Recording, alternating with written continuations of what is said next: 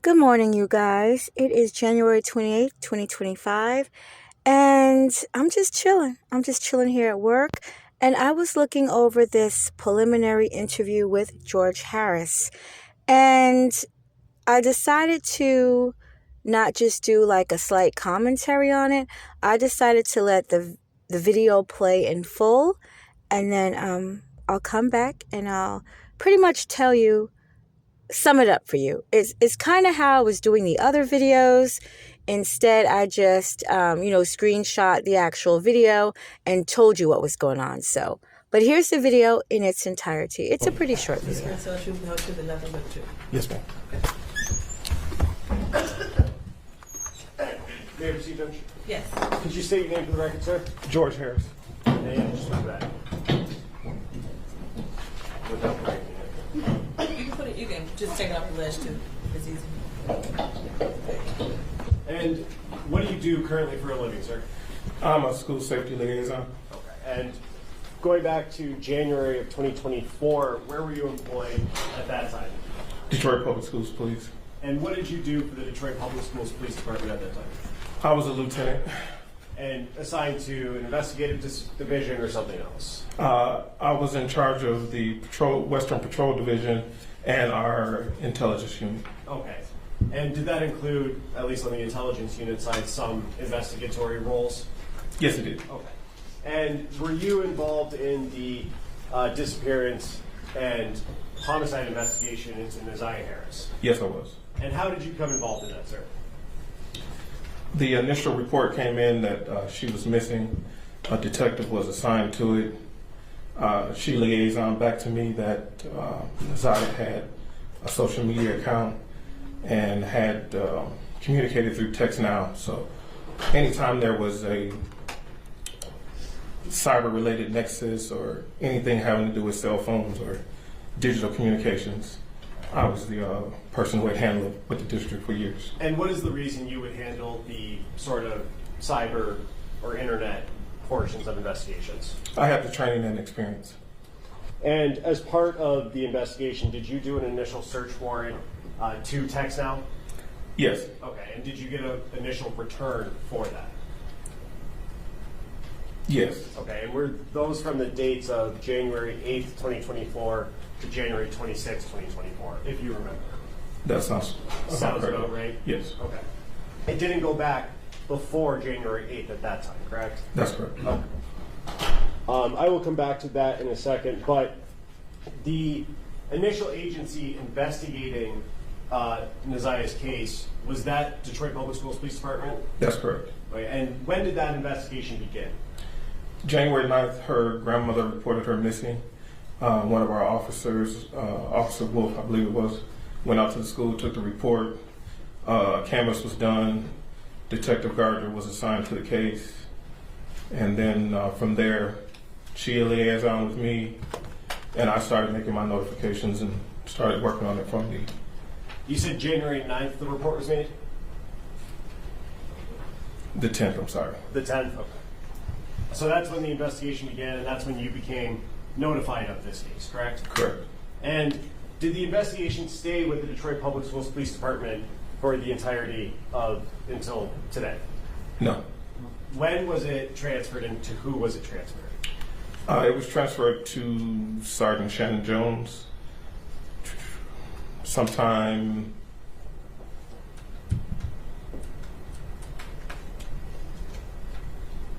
I don't remember the exact date, but it was later in January, maybe early February. Okay.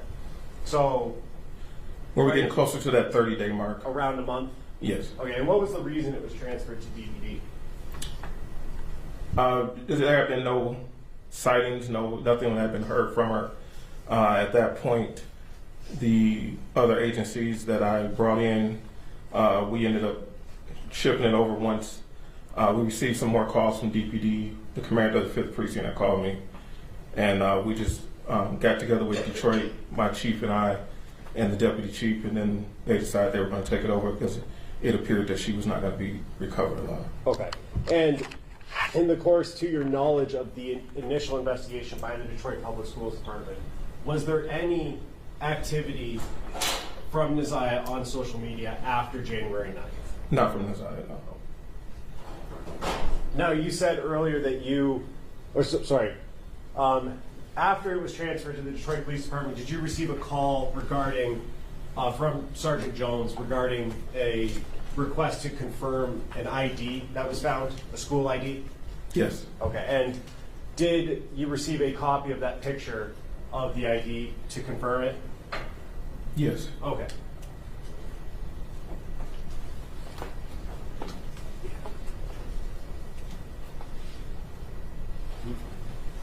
And the picture that was sent to you, did you confirm that as Neziah Harris' grade 8 identification card?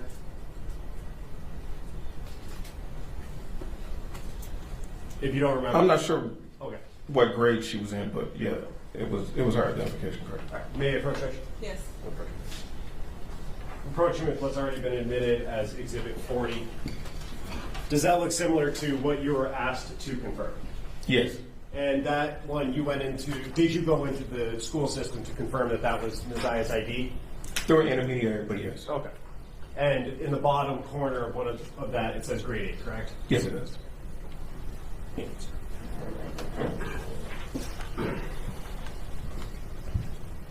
And you had said earlier that you did an initial search warrant to text now to receive some messages, correct? It started out as exigent circumstance request, but yes. Okay. And may I approach again? Yes. I'm approaching with what's already been admitted as Exhibit 16.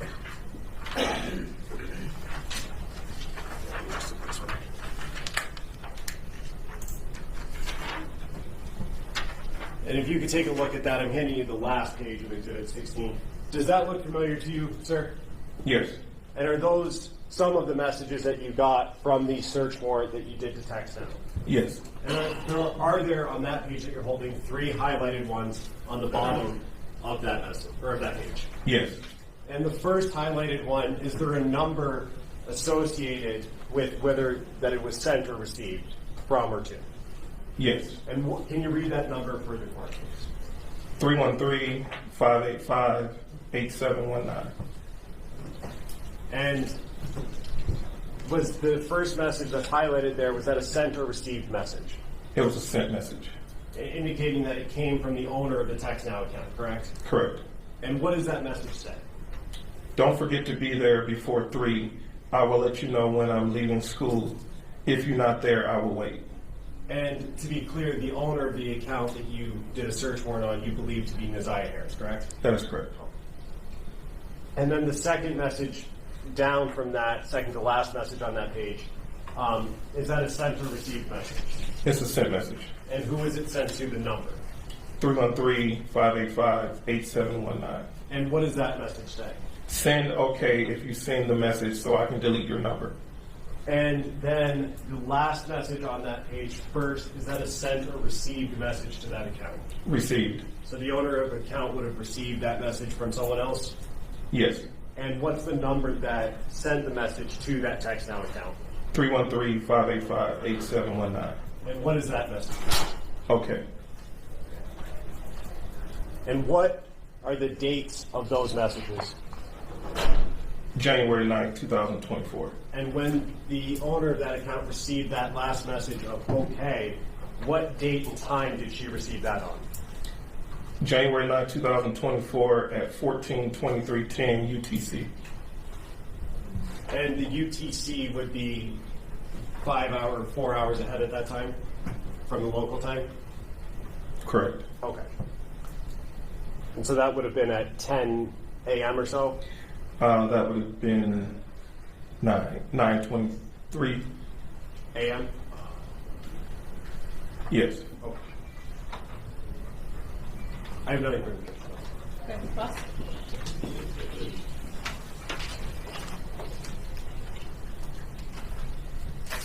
Is it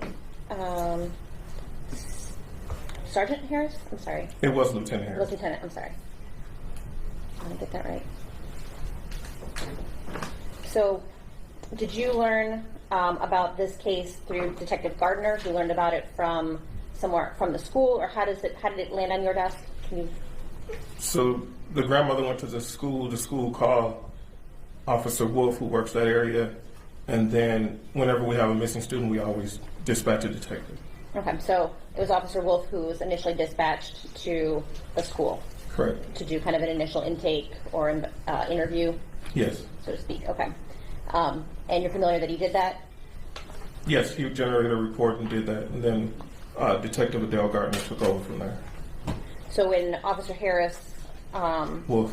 Wolf came back with his report, he passed, essentially, the report indicated what he did on the case and then handed it off to Detective Gardner. No, Detective Gardner responded to the scene before he even came back and did the report. Okay, so Detective Gardner is also involved in some of the things that Officer Wolf did.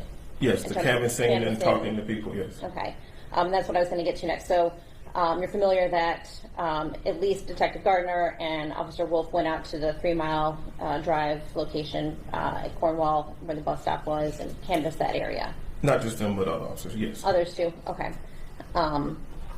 Did any of the officers in DPS interview the teacher that was in Nazai's class that day? Yes, I believe so. Yes, do you know who it was? It would have been Detective Gardner. And do you know if Detective Gardner has authored a report?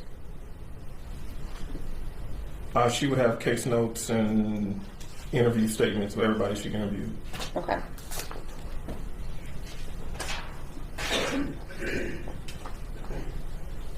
Did you follow up on anything that Officer Wolf did or that he left open in his report to do? Not personally, I was just directing the efforts of Detective Gardner as whatever guidance she needed or help. Okay. And one of the things that she requested of you was to do the search warrant for the text now? The text now, Instagram. Okay. And did you receive anything back from Instagram? Yes, I received back to her Nazai's Instagram account information. Okay.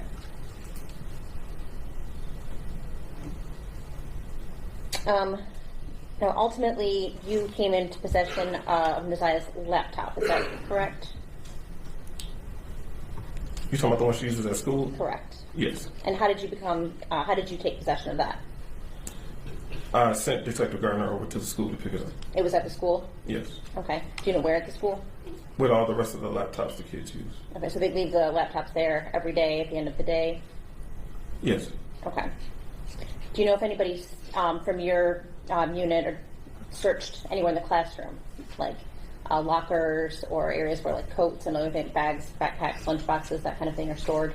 That would have been standard to have to search where her locker was, her classroom, any of that stuff. It would have been We would standard. search the whole school to make sure that we found kids hiding in the school before they were going missing. So we would search the entire school, surrounding area, that route to and from school, things of that nature. Can you say for sure that that was done here, or just that should have been done? Because That should have been done. Okay, but you can't say for sure that you didn't do it. I didn't go to the scene. Okay. And you haven't read a report that indicated somebody else did it? Is that fair to say? That's fair to say. Okay.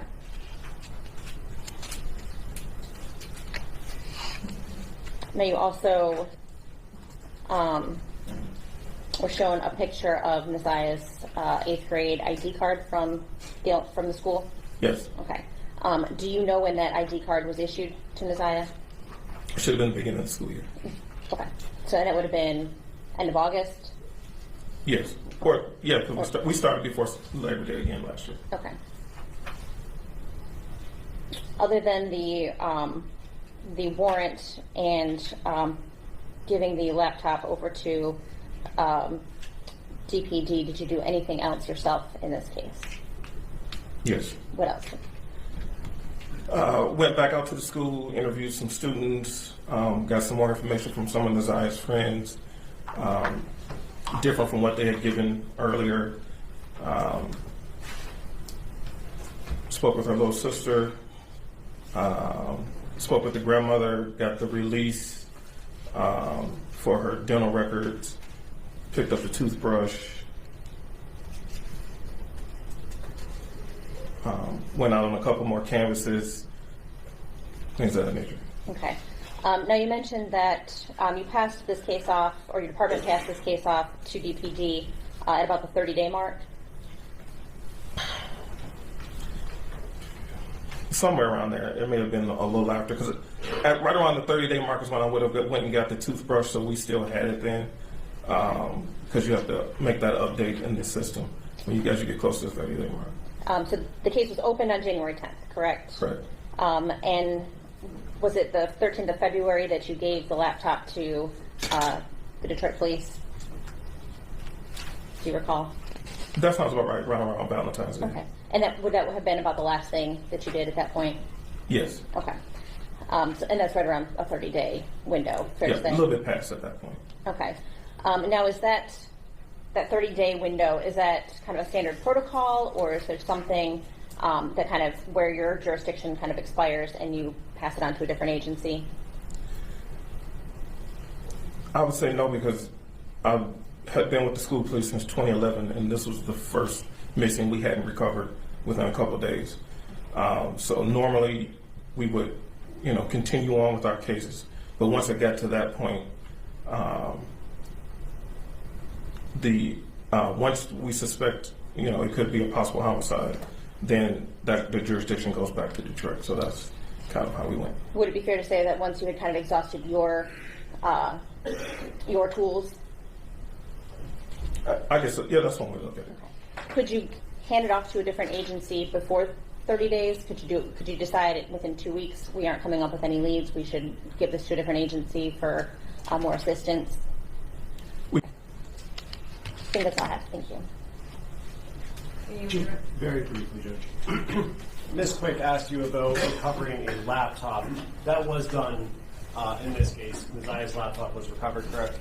Yes. And did you or did someone else or DPS recover a tablet that belonged to Ms. Aya as well?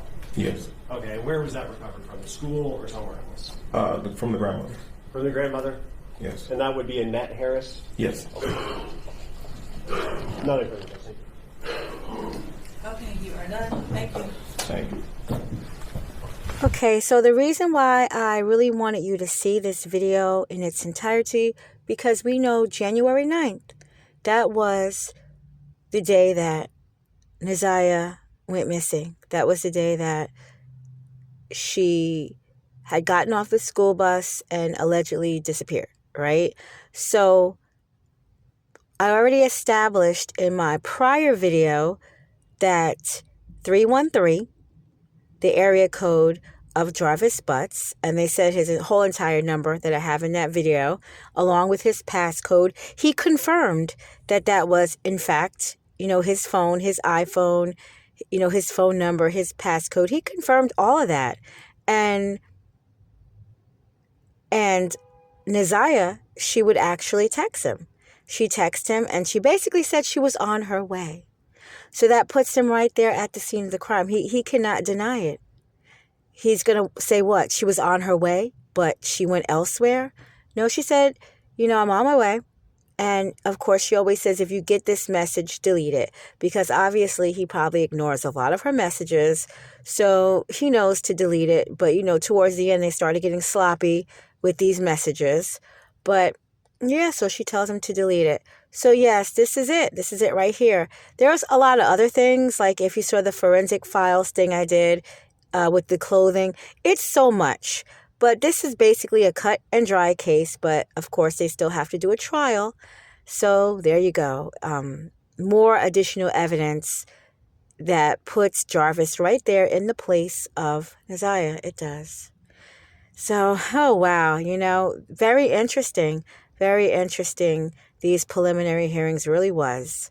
So I will be back later with some more on this situation and a lot others. Again, please check out the community tab.